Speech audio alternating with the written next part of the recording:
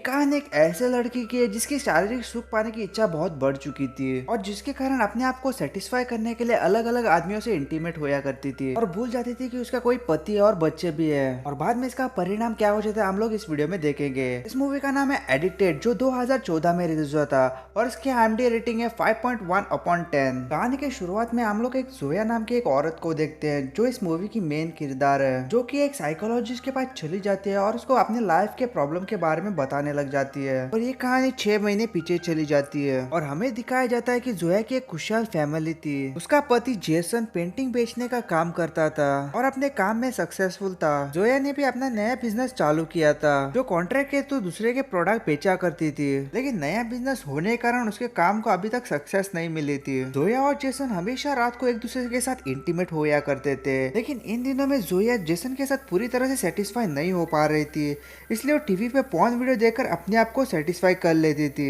एक दिन जोया को क्विंटन नाम का आदमी का पता लग जाता है जो कि एक बहुत अच्छा पेंटर था, लेकिन अभी तक वो नाम और शोहरत नहीं कमा पाया था जिसका वो हकदार था। जब जोया को उसके बारे में पता लग जाता है तो उसकी पेंटिंग देखने के लिए चली जाती है और उससे कॉन्ट्रैक्ट साइन करके उसकी पेंटिंग कंपनी के थ्रू बेचने की प्रॉमिस करती है। क्विंटन को जोया पहली नजर में अट्रैक्ट हो गई थी, इसलिए वो उसके साथ फ्लर्ट भी करने लग जाता है। और जब जोया ये नोटिस करती है तो वो क्विंटन से एक दूरी बना के रखती है और वापस अपने घर चली जाती है। लेकिन उस रात जब वो घर में अकेली थी वो सोचने लग जाती है कि जो चीज जेसन के साथ नहीं मिल रही है वो क्विंटन पूरा कर सकता है। अगले सुबह जोया बिजनेस के कारण क्विंटन के घर चली जाती है, लेकिन बिजनेस के बारे में कुछ देर बात करने के बाद क्विंटन जोया को सेड्यूस करने लग जाता है और दोनों वहीं पर इंटीमेट हो जाते हैं और उस दिन से दोनों का अफेयर चालू होने लग जाता है। जोया हमेशा ऑफिस का काम है बताकर सुबह जल्दी बाहर चली जाती थी और सीधा क्विंटन के पास मिलने चली जाती थी और रोज इंटीमेट होया करती थी। लेकिन एक दिन जोया को ये एहसास होने लग जाता है कि जो भी वो लोग कर रहे हो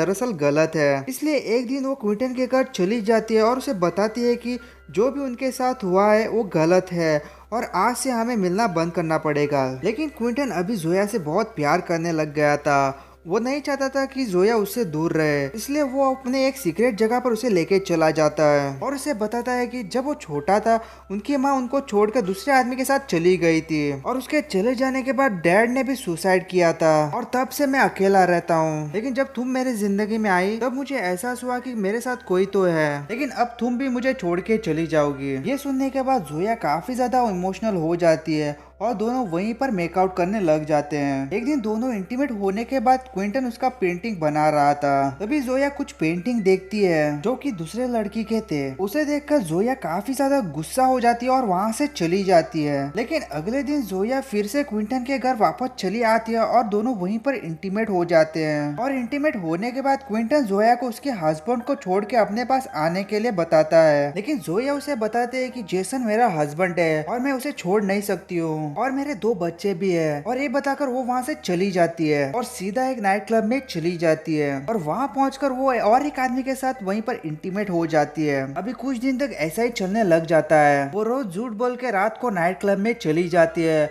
और वहाँ पर उस आदमी के साथ इंटीमेट होने लग जाती है। अभी कुछ दिन जोया घर में लेट आ रही थी, इसलिए उसके हस्बैंड को उसके ऊपर शक होने लग गया था, इसलिए एक दिन वो लेट नाइट तक उसका इंतजार करता है। जब जोया घर आ जाती है तो जेसन उसे पूछता है कि तुम इन दिनों में घर को लेट क्यों आ रही हो। तो जोया उसे बताती है कि इन दिनों में मैं ऑफिस के काम से बहुत बिजी रहती हूँ, इसलिए मैं घर लेट आती हूँ और जब तुम तुम्हारे काम से लेट आते हो तो मैं तुमसे कुछ नहीं पूछती हूँ, तो आज तुम मुझे ऐसा क्यों पूछ रहे हो। तो जेसन उसे बताता है कि जब मैं काम से लेट आने वाला हूँ तब मैं पहले ही फोन करके तुम्हें बताता हूँ, लेकिन तुम तो जैसे गायब ही हो जाती हो। उसके बाद जेसन उसका बैग चेक करता है जिसमें उसको एक कॉन्डम का पैकेट मिल जाता है। तो वो देखने के बाद जेसन बहुत ज्यादा गुस्सा हो जाता है क्योंकि जेसन तो कॉन्डम नहीं यूज करता था। जब जेसन इसके बारे में उससे पूछता है तो वो बताती है कि मैंने पिल्स लेना बंद किया है और उसकी वजह से मैंने एक कॉन्डम लेके आया हूँ। ये सुनने के बाद जेसन बहुत ज्यादा गुस्सा हो जाता है, लेकिन वो उसे कुछ नहीं करता और वापस सोने चला जाता है। अगले दिन जब जोया अपने ऑफिस में चली जाती है तो उसे पता लग जाता है कि उसकी कंपनी घाटे में जा रही है, क्योंकि वो काम से ज्यादा अपने आप को सेटिस्फाई करने के लिए जेसन और क्वेरी के साथ इंटीमेट होने के लिए जाती थी, जिस वजह से उसकी कंपनी धीरे धीरे से घाटे में जा रही थी। अभी जोया को धीरे धीरे से एहसास होने लग जाता है कि जो भी वो कर रही है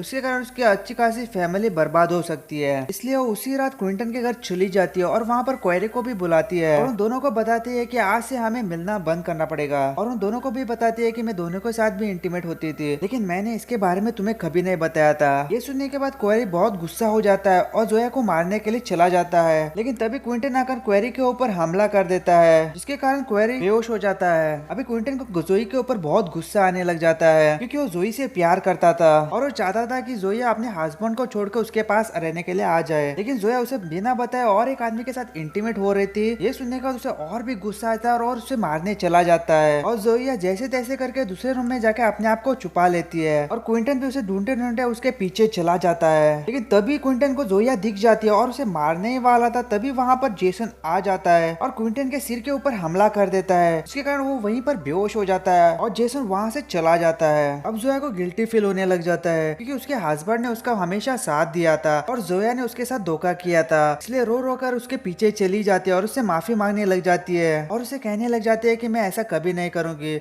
मैं तुमसे प्यार करती हूँ और मैं तुम्हें खोना नहीं चाहती हूँ। तो जैसे उसे बताता है कि मुझे तुमसे प्यार था, लेकिन जिस तरह से तुमने मेरे साथ किया, मैं तुम्हारे साथ और रहना नहीं चाहता हूँ। ये सुनने के बाद जोया काफी ज्यादा इमोशनल हो जाती है और रोकर रोड के बीच में चली जाती है, जिसके कारण वो गाड़ी से टकरा जाती है और वहीं पर बेहोश हो जाती है। अभी बहुत दिन के बाद जोया फिर से हॉस्पिटल से घर आ जाती है और जेसन उसे घर तक छोड़कर वहाँ से जाने ही वाला था, तभी वहाँ पर जोया की माँ आ जाती है और उसे बताती है कि जोया तुमसे बहुत प्यार करती है। हाँ, जो भी जोया ने किया है वो गलत था और मैं जानता हूँ कि तुम अब क्या फील कर रहे हो, लेकिन जाने से पहले एक बार सोचो कि तुम्हारे बच्चे भी है जो बिना डैड के कैसे रह पाएंगे, तुम्हारे बच्चों के खातिर तो रुक जाओ। ये सुनने के बाद जेसन वहाँ से चला जाता है। अभी कुछ दिन के बाद जोया फिर से थेरेपिस्ट के पास चली जाती है और वहाँ पर सबको बताती है कि मैं एक सेक्स एडिक्ट थी और मैं रोज दूसरे आदमी के साथ इंटीमेट होने के लिए जाती थी और उसके कारण मैंने मेरे अच्छी खासी फैमिली को बर्बाद किया, लेकिन मैं मेरे पति से बहुत प्यार करती हूँ और मैं उसे खोना नहीं चाहती हूँ। और तभी वहाँ पर जेसन भी आ जाता है और ये सुनने के बाद जेसन भी बहुत ज्यादा इमोशनल हो जाता है और दोनों एक दूसरे को हग करने लग जाते हैं और ये मूवी यहीं पर खत्म हो जाती है।